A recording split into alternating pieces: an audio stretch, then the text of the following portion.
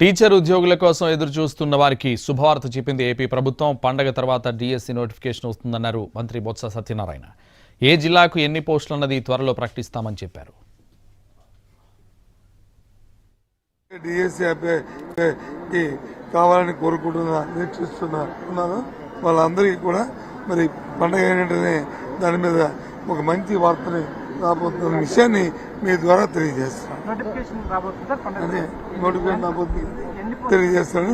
అవన్నీ ఎన్ని పోస్టులు, ఏ జిల్లాకి ఎన్ని, ఏంటి, అవన్నీ విషయాలన్నీ కూడా పండుగ తర్వాత మీ ద్వారా చెప్తాను. డిఎస్సి కావాలని కోరుకుంటున్నా నిరీక్షిస్తున్నాను.